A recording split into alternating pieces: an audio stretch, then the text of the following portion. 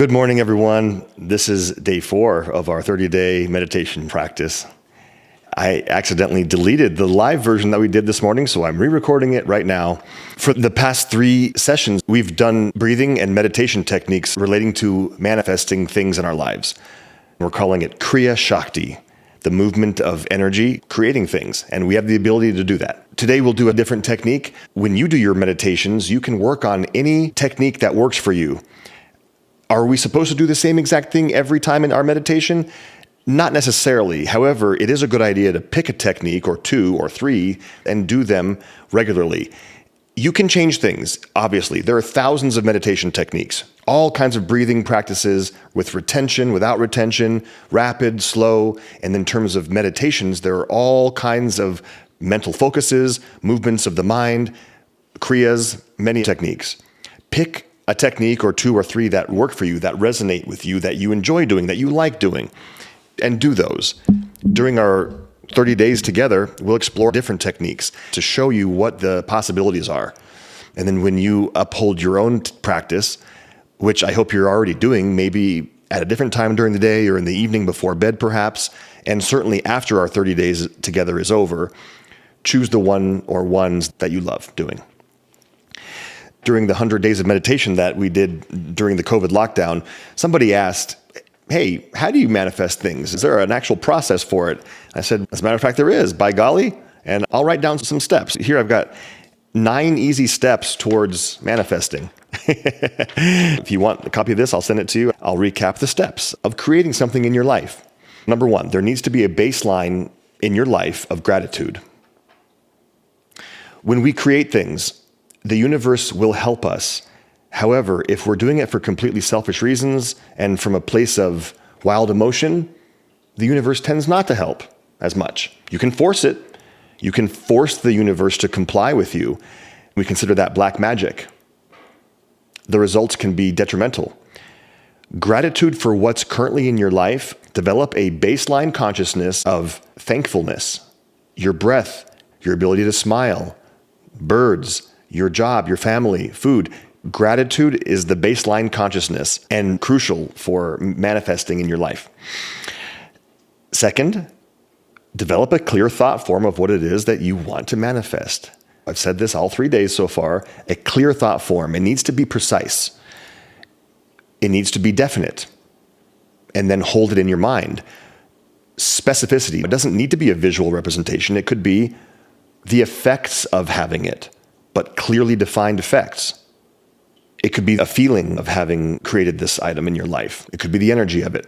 A clearly defined goal, as if you were a mental architect drawing a blueprint. That type of specificity and definiteness. Then hold it in your mind. That's what we imbue with energy every time you meditate. Number 3, visualize, imagine, define the positive effects that this thing is going to have on your life and others' lives, and maybe even the world, if you will. Define, bring into your awareness how it's going to benefit you, how it'll benefit others, and how it could benefit the world. Baseline of gratitude, clearly defined image. Visualize how it will positively impact your life and those lives around you. And do what we've done 3 times, build energy through breathing techniques, through your mind creating it, making it real. Usually we do that at the navel chakra, which is the engine of our body, as we've heard for the past 3 days. And then sending that energy into your goal, into the item that you want to manifest. Literally charging it up, like plugging a high current cable into the item that you want to manifest. And then do that every day. Do it every day until you achieve it. That's not all, though. 2 more things. There will be challenges. There will be obstacles in your path, inevitably. Invariably, there will be some resistance. We can call that karma. During your meditation or contemplation, when you're sitting in stillness with your eyes closed, think about what those obstacles would be. You can assume what challenges will come up, what's going to arise that will impede your progress or stop your progress.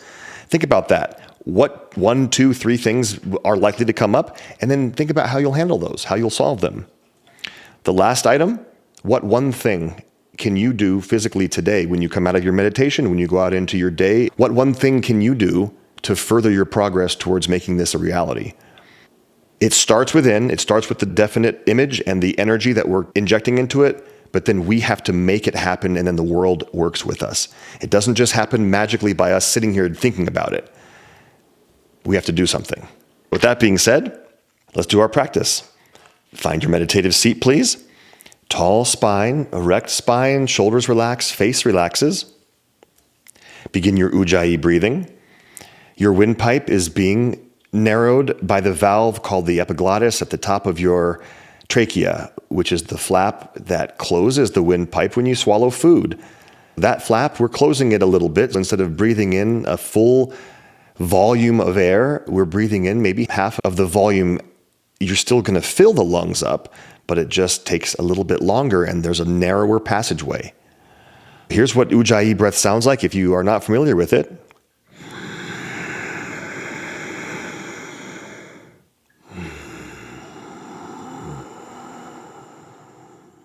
Breathe in. Breathe out. Keep doing that. And no stress with it. Just slow, smooth, deep, complete inhale. Slow, smooth, deep, complete exhale. We will breathe with a 4-count inhale, and I'd like us to right away move into kumbhaka. Keep the breath going on your own. Your eyes are closed. You're breathing. Let me explain kumbhaka. That means breath retention. We'll do it at the top of the inhale and at the bottom of the exhale, which might be a little bit more challenging, but I know you can do it. If there's any stress, don't do it. Stop and then rejoin. We'll start with a 4-second inhale, holding for 4, then a 4-second exhale, holding for 4 at the bottom, and then we'll increase the duration. Now, when we increase the duration of the breath, when I change from 4 seconds to 5 to 6, you're still inhaling full lung capacity each time. It just takes you either a slower time to do it or a longer time to do the inhale and then hold and then exhale. It's the same volume of air, it just takes a slower or longer, faster or shorter time to do it. Please exhale through your nose. We'll start in 3, 2, 1. Breathe in for 4. 1, 2, 3, 4. Hold your breath. 1, 2, 3, 4. Breathe out. 4, 3, 2, 1. Pause your breath empty. 1, 2, 3, 4. Breathe in. 1, 2, 3, 4. And hold. Breathe out. 4, 3, 2, 1. And hold. Let's do 5 seconds. Inhale. 1, 2, 3, 4, 5. Hold the breath. 1, 2, 3, 4, 5. Breathe out. 5, 4, 3, 2, 1. And hold. 2, 4, 5. Breathe in. Hold. Breathe out. Hold. You can engage the bandhas during the holds. Let's try 6. Breathe in slowly. After 6 counts, hold the breath. You can lift the pelvic floor, chin a little bit down, belly even comes in. When you begin the exhale for 6 counts, you can release the bandhas, breathing out for 6 counts. Then at the bottom of the exhale, hold again.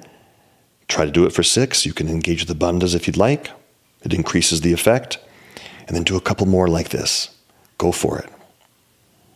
Continue to refine the breath so it's even smoother, even more subtle, even more even. And during the retentions, can you calm your face down and relax your jaw, but keep sitting tall?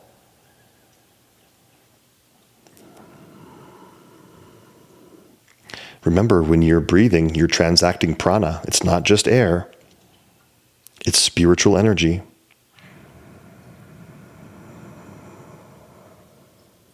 After you're done with this round, this cycle of exhaling and holding, don't rush, but just release the technique after you're done. Continue to sit tall. And I'd like you, instead of focusing on the belly chakra as we've been for the past 3 days, Let's bring our attention to Anahata chakra. Where's that?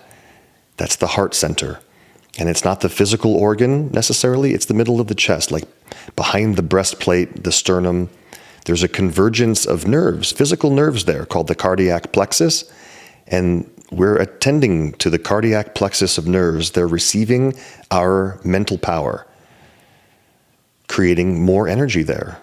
Physical, nervous energy, and of course, prana. Focus your mind at the heart, center, middle of the chest. You can do some intentional breathing if you'd like, slow in and out. And as we've been doing before, we're keeping the same theme of seeing light. You can visualize a flame, a candle flame, a bonfire, a glowing orb, or a vibrational quality of electricity perhaps. Doesn't matter what it is, just sense that there is a glowing or a radiance there inside the chest. And it's also helpful if you see it pulsating with your breath. When you inhale, it gets a little bit larger and brighter.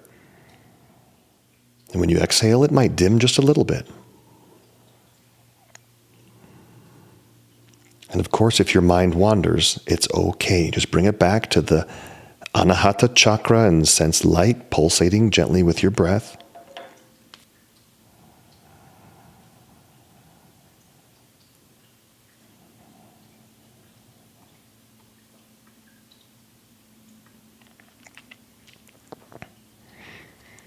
Continue the process. The yoga tradition that I've studied with since 2014 is called the Himalayan Masters tradition. And in this tradition, we're taught that the heart chakra is a very special location to meditate because it is a direct channel to our soul, our higher self. And then once we establish a connection to our higher self through meditation and through practice, then we can connect ourselves, our higher selves, to the all self, the all soul.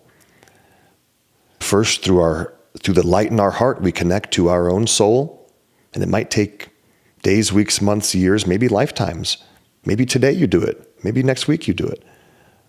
But there becomes a reliable connection, like an Ethernet cable type of internet, 5G internet speed versus an old dial-up modem type speed with your soul. Focus on the light in the heart, and that will take us there. The portal will open. And then once that establishment is made, and you are your soul, then our soul is connected to all souls. The process of opening this beautiful portal, creating this connection, is keeping your mind focused, as we're doing. And one of the techniques, I should say, is to recite a mantra. And here's the mantra. You can do it verbally, vocally, vocally or silently in your mind.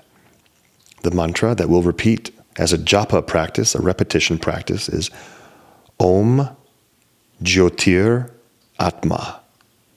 Om Jyotir Atma. And that means I am the light of the soul.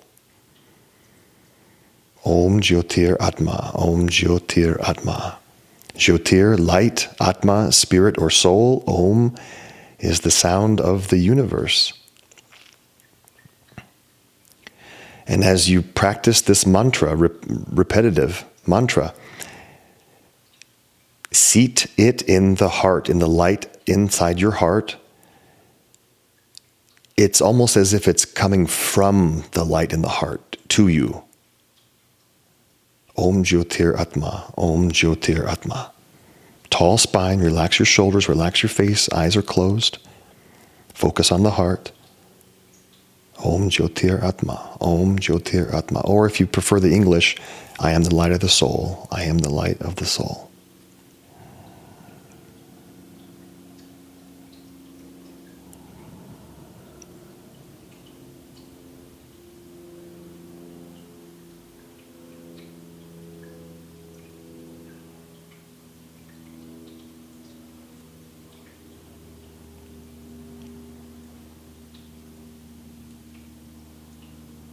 Om Jyotir Atma, Om Jyotir Atma. If the mind wanders to anything else, food or the time or task lists or emotions, it's okay. We're human. Just bring your mind back. Bring it back to Om Jyotir Atma at the heart. Please continue.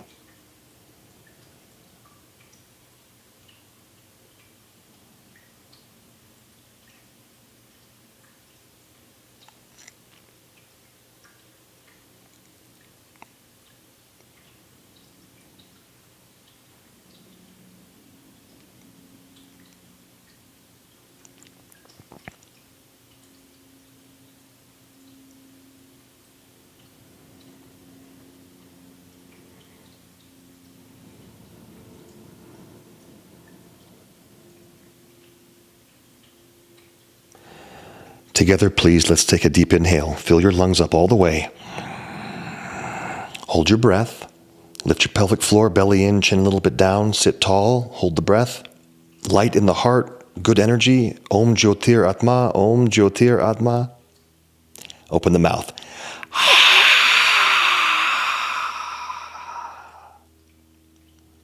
Before opening the eyes, either prayer hands at the chest or touch your heart, both hands perhaps, or hug yourself, and physically make the feeling inside your chest more tangible by touching. Om Jyotir Atma, I am the light of the soul. And through this connection to my soul and then my connection to all souls, anything is possible. Anything is possible. Let's open our eyes. If you're ready, you don't have to. It's Monday. Have a beautiful day. The weather in Vegas is spectacular. It's rare. Hopefully it lasts another week or so. Oh, I wanted to mention I'm passionate about teaching more than just physical yoga classes, and there's a good chance I'll be teaching a pranayama workshop soon at True Fusion, perhaps in late June, maybe July, but probably June. After I get back from Costa Rica. Also, I'm itching. I'm chomping at the bit to teach another philosophy workshop. The last one was in 2024. It's a 10-week course that I've created to discuss what's below the surface of yoga philosophy. Just those things coming down the pike. If you have any comments or would like to say anything about those other workshops, let me know. Otherwise, thank you so much. Day 4 of 30. We're rocking and rolling. Have a beautiful day. Namaste.